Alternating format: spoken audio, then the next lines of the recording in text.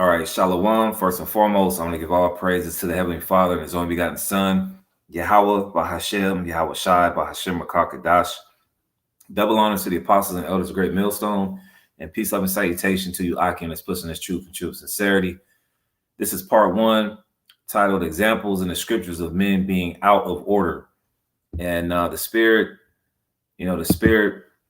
has certain elders and even Apostle Tahar doing lessons about being in order. This particular topic about this lone wolf spirit, men being on social media and asking, basically being swindlers, asking brothers for money, brothers not checking in with certain camps that they live in, the states that they live in, but you're reaching out to a man who lives in another part of the country. That's what this lesson was on from the Elder Ariala. GMS, Lone Wolf Spirit, Order Amongst the Body. Elder Manakazak Ba did a lesson on it. The Lone Wolf Spirit is out of order. But I want to get into part one. I'm going to do part two because there's many examples of men who are just out of order in the scriptures. So without further ado, I'm going to bring out this Romans 15:4. And this is important in these times, man, especially in the time of the Pesach, which is the Passover. You got these other camps bugging out. You ask them one simple question, they turn it into a slander fest. You got guys who left Great Millstone. They just don't know what the hell is going on. They just making stuff up. All right. Like those two guys down there in Mississippi, they don't know what the hell is going on because they don't have the Spirit. So it's important for us brothers, speaking to myself first and foremost, to read these scriptures and actually apply them, man. Because this examples of men who just been out of order, and the end result was not good, man. All right, Romans 15:4. For whatsoever things were written aforetime were written for our learning. This ain't. I'm gonna just show you this. Paul started this lesson called "This Truth is Not a Spectator Sport." Then you got this guy Alazar the Sakari. He's doing a debate with this guy Michael Brown about who the real Hebrew Israelites are. And then Apostle Tahar showed all the comments of all these people who are just looking to be entertained. This is not entertainment, man. This is life or death. All right. And we're seeking life, Lord willing, we get saved. Now, this is the video I was talking about with the elder from South Carolina. I haven't checked this one out yet. All right. That lone wolf spirit is out of order. All right. So back to Romans 15:4.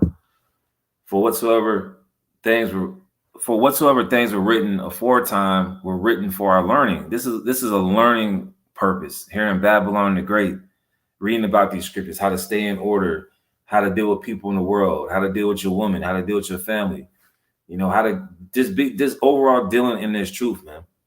This is what the scriptures were for, that we through patience, all right, and we have to exercise a lot of patience being here in Babylon the Great, and comfort of the scriptures might have hope. The scriptures say we're prisoners of hope. That's all we have. That's all we have here in Babylon the Great. All right. All we have is hope. Let's go to 1 Corinthians 14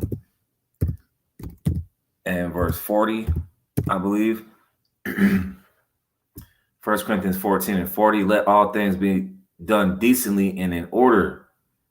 This is about order. This isn't about being popular, being a Hebrew Israelite. It's going to be a time where all them French T-shirts and big Judah chains, man, people are going to be throwing them in a trash can when the persecution comes because they haven't been rooted up. They haven't read the scriptures. They haven't read of these accounts. It's just something cool to do. It's just cool to cuss out the white man and the black woman. And that's it. It's cool for, two-time loser Edomites to kiss your boots at camp. They didn't really get the point. All right. We're fighting to be part of that number, man. All right. The 144,000 for brothers who do labor. All right. And that's another thing.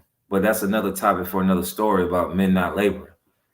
So it says, let all things be done decently and in order. Now, today's example is men who are out of order. And this is only part one. So through the Spirit, I want to get this 1 Kings, the 13th chapter. Now, you can see the headline says the disobedient prophet. It says, now there dwelt an old prophet in Bethel, and his sons came and told him all the works that the man of God had done that day in Bethel, the words which he had spoken unto the king, them they told also to their father. And their father said unto them, what way went he? Where did he go? For his son had seen what way the man of God went, which came from Judah. And he said unto his son, saddle me the ass. So they saddled him the ass, and he rode thereupon. And went after the man of God, and found him sitting under an oak. And he said unto him, art thou the man of God that camest from Judah? And he said, I am. Then he said unto him, come home with me and eat bread. And he said, I may not return with thee, nor go in with thee, neither will I eat bread nor drink water with thee in this place. For it was said to me by the word of the Lord, thou shalt thou shalt eat no bread nor drink water there, nor turn again to go by the way that thou camest. Excuse me. He said unto him, I am a prophet also, as thou art. And an angel spake unto me by the word of the Lord, saying, bring him back with thee into thy house, that he may eat bread and drink water. But he lied unto him. Right? You got a lot of lying in Israel going on right now anyway. Guys are saying, well, they don't even know what the MOTB is, man. You know, you got a lot of lying prophets out here. A lot of lying and disobedient prophets, man. Continuing on, it says 1 Kings 13:19. So he went back with him and did eat bread in his house and drank water.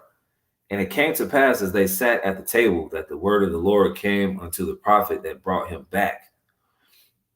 And he cried unto the man of God that came from Judah, saying, thus saith the Lord, for as much as thou hast disobeyed the mouth of the Lord, and hast not kept the commandment which the Lord thy power commanded thee, but camest back and hast eaten bread and drunk water in the place of the which the Lord did say to thee, eat no bread and drink no water, thy carcass shall not come unto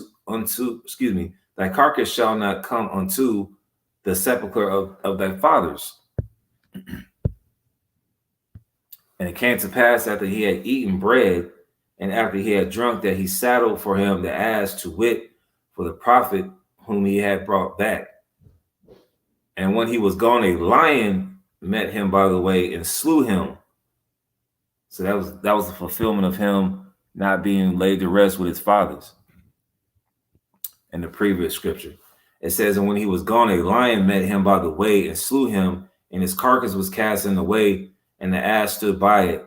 The lion also stood by the carcass. And behold, men passing by and saw the carcass cast in the way, and the lion standing by the carcass, and they came and told it in the city where the old prophet dwelt. Right? So verse 26, and when the prophet that brought him from the way heard thereof, he said, it is the man of God who was disobedient unto the word of the Lord. Therefore the Lord hath delivered him unto the lion, which hath torn him and slain him according to the word of the Lord, which he spake unto him. So one simple commandment from the Lord got this man slaughtered, all right, by a lion. That's an example of being out of order, you know, not following orders within the camp, no matter how small it might be, all right? So the second example, 2 Samuel, the 6th chapter. Let me start from the top. Just real quick, I'm going to do a part 2. You know, I didn't want to make it too long, just something, you know, quick and to the point, because there's a lot of disobedience going on right now, right, within Israel. All right, this was thousands of years ago. Now here in 2023, men are still being disobedient, man. You know, the apostle elders say, hey, get off the social media. You can see why now, when you lost thousands of dollars giving it to swindlers and guys on the internet claiming they were sincere brothers, man. All right. So it's important to follow the order. Before I get that, man, let's get this Hebrews. Before I get that second example being out of order, let's get this Hebrews. I think it's 13. You know, because this thing is about order, man. We've entered into other men's labors. This ain't some stuff this truth is not some of the world where you can just do what you want and you can get away with it. No, the Lord is watching this, man. This is highly serious. This is not a spectator sport, like Apostle Hart said. This is not some game for you jakes, man. You see us on the highways and byways, and you think it's some type of act. No, we out here we're working out our own salvation with fear and trembling, man. All right? This ain't a game out here. When there's no food out here and you can't go to the Waffle House at 5 o'clock in the morning, all right? You can't go no water from the dollar store. All right, when there's troops sitting outside your neighborhood, you can't get on the highway because there's tanks out here. Then you're gonna be like, oh, those guys, man, they're telling the truth. And for the guys that were out of order, man, they're gonna wish they were in order. All right, because it's not, the standards are not gonna be lifted up for you if you're out of order, man. All right, JB talking about spiritual power will be out of order. And how do you think the Lord is gonna deal with you in that day? He's gonna give you right up to Esau, which is the sword, according to Psalm 17 and 13. Hebrews 13 and 16, but to do good and to communicate, forget not. Yeah, this truth is about communication, man, checking in, you know. And this ain't like the brothers keep doing these lessons about being a lone wolf, man. This ain't a thing where I'm just gonna be in my little area. I don't like being bothered. No, you gotta actually deal with men. You gotta actually check up on brothers. Hey, how you doing? How you doing, brother? How you doing in Babylon? You know, brothers, you gotta give reports to brothers, man. You gotta communicate. This ain't a thing, and you just see this world puts this emphasis on I'm a loner now. Now there's some balance with that in this truth, because yeah, you are a loner in this truth. There's gonna be some times where you might not see a brother for 6 days, but on that 7th day you go to camp, you before all the brothers, man. All right, but when it comes to communicating and dealing with affairs in the church, you got to open up your mouth. Hebrews 13 and 16. And, you know, like brothers been reiterating for you brothers that live, I'd say, for instance, I live in Atlanta, Georgia. If you live in Macon, which is like 2 hours south of here, and there's no Macon camp, which is it's technically an hour and a half, maybe I say hour and 20 minutes if you're driving really good. A brother might live down there. He might have to come up here, like Apostle Hart said, you know, maybe like twice in a month, man. Maybe once in a month, man. You know, this ain't a thing of just looking cool on the camera and cussing out the white man and the black woman, and that's it. All right, we got to do things decently and in order. Hebrews 13 and 16, which do good and to communicate, forget not, for with such sacrifices the Most High is well pleased. Hebrews 13 and 17, obey them that have the rule over you. And there might be men who's younger than you who are over you in the spirit. But you know what? You got to obey them that have the rule over you. There's certain men in your camp, they've been laboring longer than you. All right, they've had more experience than you. All right, they know how to deal with situations that you might be dealing with right now. It says, and submit yourselves. Well, first and foremost, those that have the rule over us are the apostles and elders and the elder bishops of Great Millstone, man. And it's been sound counsel, man. All right, you cannot tell me any advice that Apostle Tahar and the other elders and the apostle gave has been wrong. All right, for example, they say, I will suggest not getting with the black woman. You can clearly see why. You know, I had to throw that in there, but you can clearly see why. Okay, these black women are out of order. They say, hey, get you a little Hispanic woman, or you might need to get a woman of the other nations. What these Israelite camps are butthurt over, man. Just something simple as that. It'll save you a lot of trouble not dealing with Eve. Don't go to these clubs. All right. Stay off social media. Well, you know, a hard head make a soft ass, and when your pockets is dry, then you go from these swindlers out here talking about Kwame Ashala, I need $15 from 25 people. Then you're gonna wonder, yeah, they was right. When you should have listened to it the first time. And that goes for all of us, man. All right. Hebrews 13 and 17, obey them that have the rule over you and submit yourselves, for they watch for your souls. They're watching over our souls, man. They want us to get it. All right. It's not a thing of hatred like you other GMO baby camps want to put on our apostles and elders, man. They even looking out for you. And you're not even in the camp. Continue on, it says, and they that must give account, that they may do it with joy and not with grief, for that is unprofitable for you.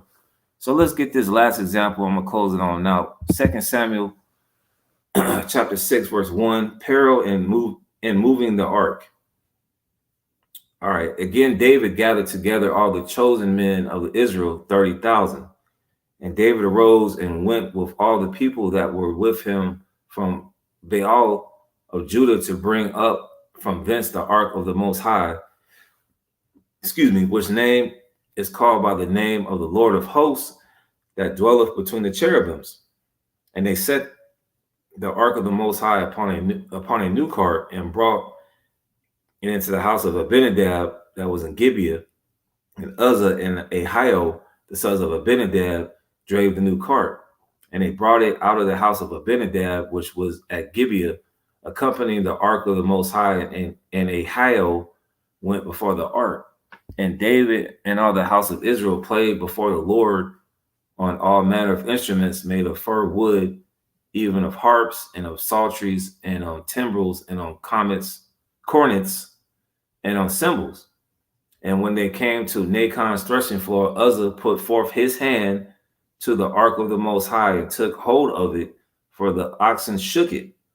And the anger of the Lord was kindled against Uzzah, and the Most High smote him there for his error. There he died before the ark of the Lord, because the ark of the Lord was sacred, man. He wasn't supposed to touch it. That's why he got put to death. He was out of order.